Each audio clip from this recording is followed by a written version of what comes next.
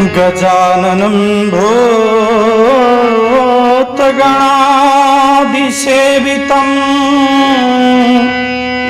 कपित्थजम्बूफलचारुभक्षणम् उमासुतं शोकविनाशकारकम्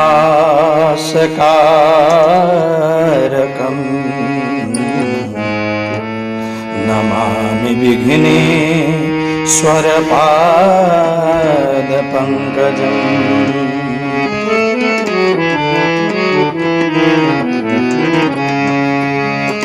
गुरुः ब्रह्मा गुरुः विष्णु गुरुदेवो महेश्वरा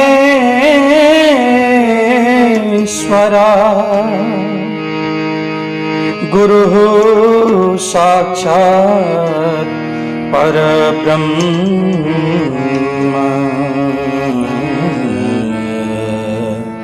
तस्मै श्री गुरवे नमः। नमस्कार, म पुरुषोत्तम गजरेल यहाँहरु समक्ष आज पनि उपस्थित भइसकेको छु र सज्जनवृन्द आज हाम्रो श्रावण शुक्ल एकादशी को दिन र आज 15 गते पनि परेको छ। श्रावण 15 गते खीर खाने दिन भनेर पनि हाम्रो नेपालीमा चलन रहेको छ, खीर खाने दिनका रूपमा प्रचलित छ। तसर्थ यहाँहरु समक्ष आज एकादशीको महात्म्यलाई लिएर म प्रस्तुत हुन गइरहेको छु। एकादशीमा विशेष गरेर युधिष्ठिरजी महाराज र भगवान श्रीकृष्णको संवाद रहेको छ। यसलाई म यहाँहरु समक्ष आजको एकादशी व्रतलाई कस्तो प्रकारले को व्यक्तिहरूले गरे र कसरी उनीहरूले त्यो फललाई प्राप्त गर्ने काम गरेका छन् र आजको एकादशी व्रतलाई लिनाले व्रतको व्रतमा उपवास आदि गर्नाले के फल प्राप्त हुन्छ यो बारेमा यहाँहरु समक्ष म वर्णन गर्न गइरहेको छु। यो एकादशी महात्म्यलाई हामी श्रवण गरौं।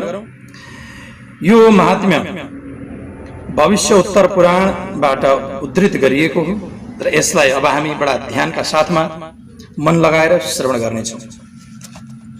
युधिष्ठिरजी महाराजले प्रश्न गर्दै भन्नुहुन्छ भगवान श्रीकृष्णसँग,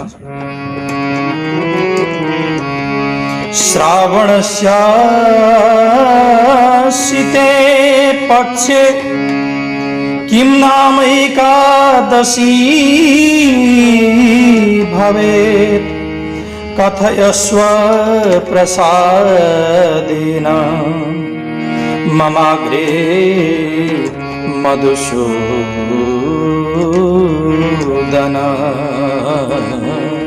ममाग्रे मधुसूदन। हे प्रभु, हे मधुसूदन, म यो कुरो जान्न चाहन्छु।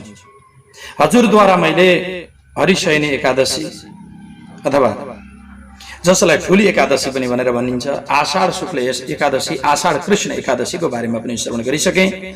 अब त्यस्तै प्रकारले श्रावण कृष्ण एकादशीको बारेमा पनि मैले श्रवण गरेँ। अब यो सुन्न चाहन्छु म कि श्रावण शुक्ल एकादशी कुन नामकी एकादशी हुन्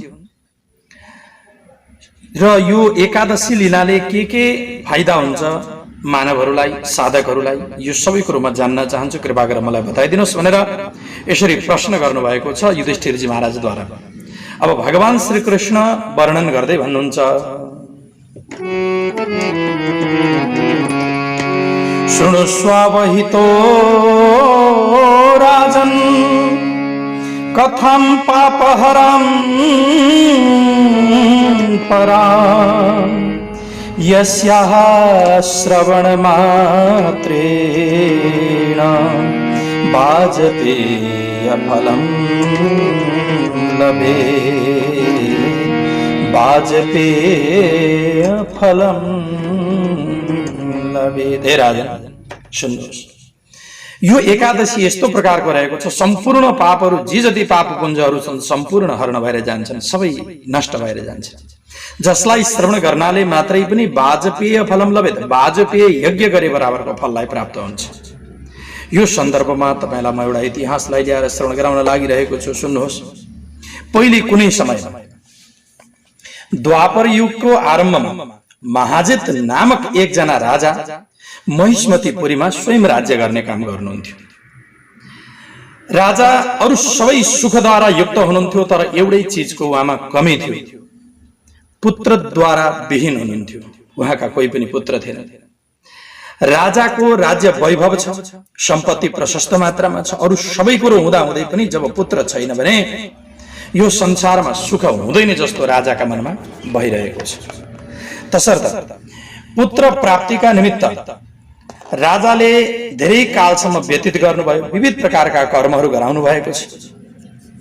फेरि पनि उहाँलाई पुत्र प्रदान हुने किसिमको कुनै प्रकारको त्यस्तो सौभाग्य प्राप्त भएन र आफ्नो अवस्था धेरै देखेर राजा अत्यन्त चिन्तित हुनुभएको छ। यस्तो किसिमको अवस्था देखेर मेरा कोही पनि सन्तान भएनन्, प्रशस्त मात्रामा सम्पत्ति पनि छ, यति हुँदा हुँदै पनि अब म के गर्नु भनेर बडा चिन्तित हुनुभयो।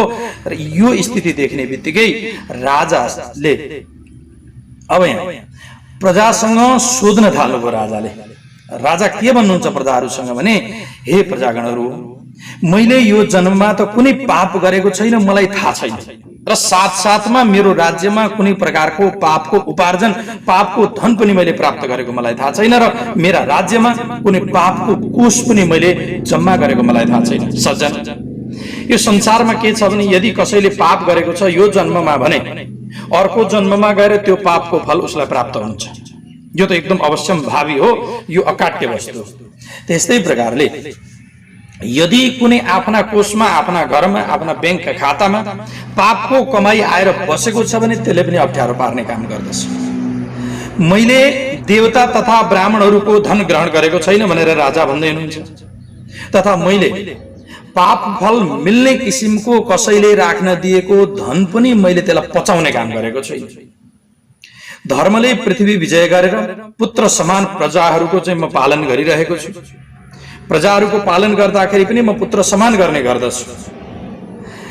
त्यस साथसाथमा भाइ तथा पुत्र समान पनि दुष्ट मनुष्यहरूलाई पनि म दण्ड दिइरहेको छु। भाइ होस् चाहे पुत्र होस्, कुनै प्रकारको भेदभाव गरेको छैन। आफ्नै पुत्रले पनि यदि गल्ती गर्यो र आफ्नै भाइले पनि गल्ती गर्यो भने त्यसलाई पनि मैले बाँकी राखेको छैन, त्यसलाई दण्ड दिएकै छु। शत्रु पनि यदि सज्जन छन् भने मैले तिनको पूजन गरेको छु, ती व्यक्तिहरूलाई मैले सम्मान गर्ने काम गरेको छु। हे श्रेष्ठ ब्राह्मणगण हो, हे प्रजाजनहरू हो, यस्तो प्रकारले धर्ममा हिँड्दा हिँड्दै पनि मेरो घर पुत्रहीन छ, यसकारणले गर्दा यसको विचार गर्नुहोस् भनेपछि राजा अत्यन्त चिन्तित अवस्थामा यसरी राजाले भनेपछि त्यहाँका पुरोहितहरू समेत सबैजनाले राजाको हितको विचार गर्न थाले। राजाको कल्याण कसरी हुन्छ, अब कस्तो प्रकारले यो राज्यलाई सञ्चालन गर्नेवाला उत्तराधिकारी आउँछ भनेर उनीहरू पनि विचार गर्न थाले। अनि सम्पूर्ण सबैजना एकदम घना वनमा गएर जहाँ तहाँ ऋषिहरूको आश्रमहरूलाई हेर्न थाले र राजाको हितको कामना गर्नमा घोर तत्पर तपस्या गर्न थाले। चिदानन्द, निराहार, जितात्मा, जित क्रोध, सनातन तत्त्वलाई जान्ने, समस्त शास्त्रलाई विशारद अनि ब्रह्माको समान दीर्घायु महात्मा लोमस मुनिलाई उनीहरूले देखे। खोज्दै खोज्दै खोज्दै खोज्दै खोज्दै जाँदाखेरि लोमस मुनिसँग उनीहरूको भेट भयो। के बताइएको छ भने कि एक कल्प व्यतीत हुँदा खेरि जसको एक लोम रौं मात्र उनको झर्ने गर्दछ, यस कारणले गर्दा त्रिकाललाई जान्ने मुनिको नाम लोमस भयो। उनलाई देखेर सबै खुसी भएर उनका नजिकै गए र सबैले यथोचित नमस्कार गरे, नम्रतापूर्वक अनि भन्न थाले, हामीहरूले आफ्ना भाग्यले उत्तम मुनिलाई प्राप्त गर्यौं। अहो भाग्य हो आज हाम्रो, हामीले यस्ता साधु सन्तको दर्शन प्राप्त गर्न सकेका छौं। यो संसारमा साधु सन्तको दर्शन मात्र यस्तो रहेको छ जसद्वारा सम्पूर्ण पापहरू नष्ट भएर जान्छ। आज साधुको दर्शन हामीले प्राप्त गरेका छौं।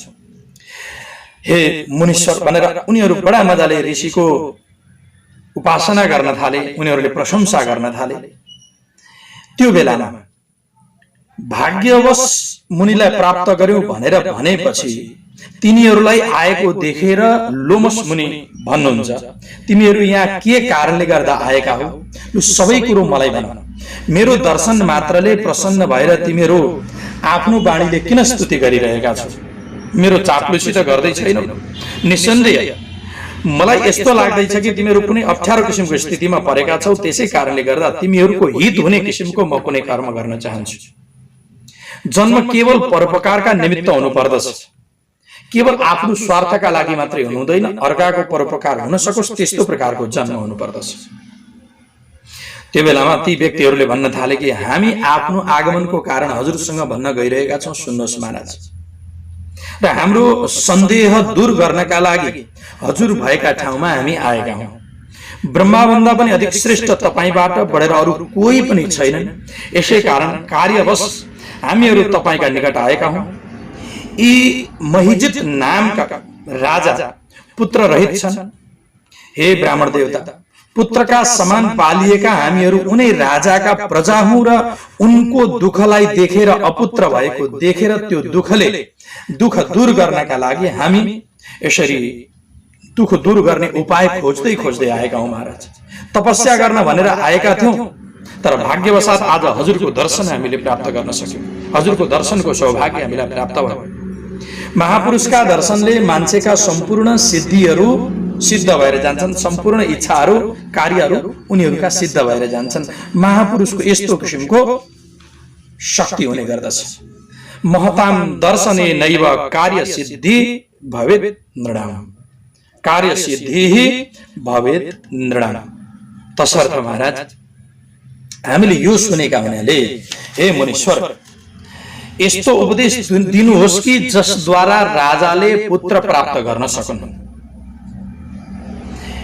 यसरी ती ऋषिमुनिहरूले, ती ब्राह्मण देवताहरूले भनेको कुरो सुनिसकेपछि तिनीहरूको वचनलाई सुनेर एकछिनसम्म ध्यान अवस्थित भएर फेरि ती राजाको प्रथम जन्म विचार गरेर मुनिले भन्न लागे कि हे राजा, पूर्व जन्ममा यी राजा वैश्य थिए।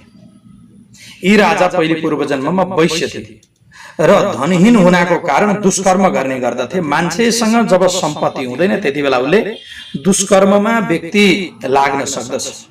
गाउँ गाउँमा भ्रमण गरेर वाणिज्य कर्ममा निरन्तर भएर एक समय उनले ज्येष्ठ मासको शुक्ल पक्षमा द्वादशीको दिन मध्याह्न कालको समयमा गाउँको सीमामा प्यासले व्याकुल भएर सुन्दर जलाशयलाई देखेर जल पिउने इच्छा गर्न लागे।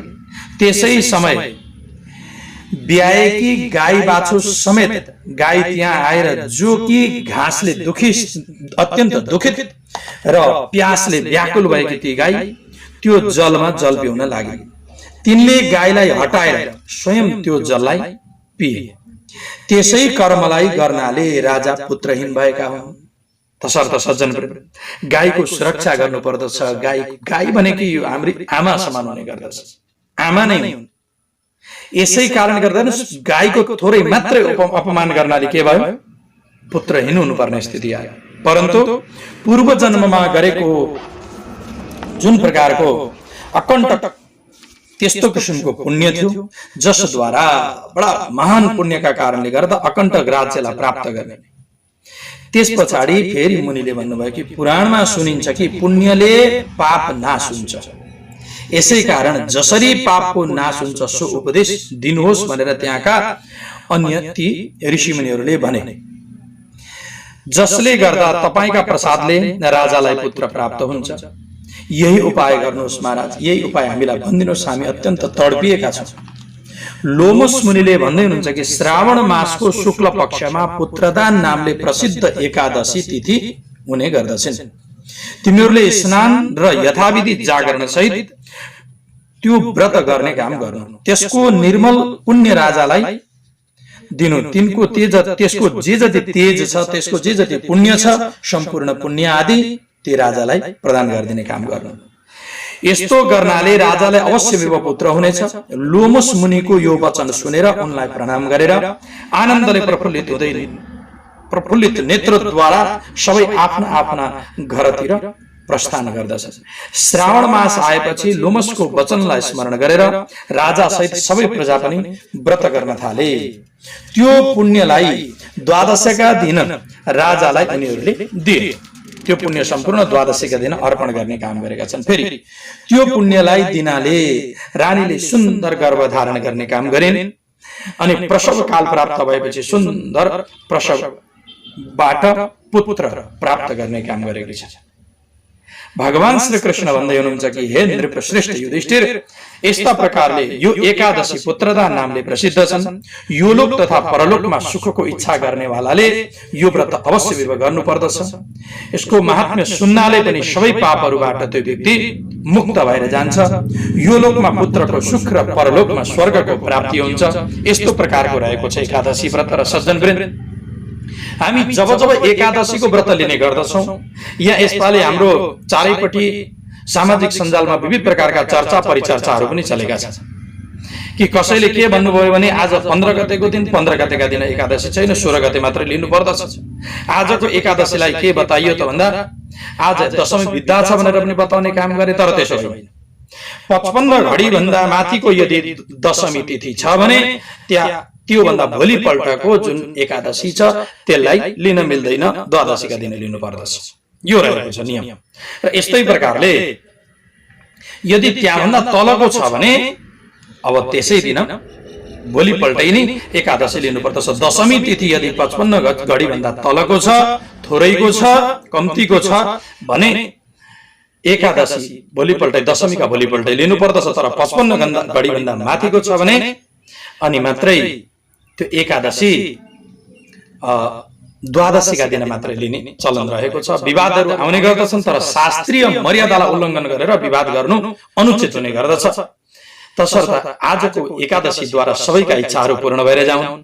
सबै एकादशीको व्रतलाई धारण गरेर बस्नु भएको छ। यहाँका इच्छा मनोवाञ्छाहरू उनी परब्रह्म परमात्मा भगवान श्रीकृष्णले पूर्ण गरिदिनुहोस् भन्दै अहिलेसम्मका यी एकादशी महात्म्यहरू भगवान श्रीकृष्णका चरणमा समर्पण गर्दै म मेरो वाणीलाई यही विश्राम दिन चाहन्छु। ओम शान्ति शान्ति शान्ति।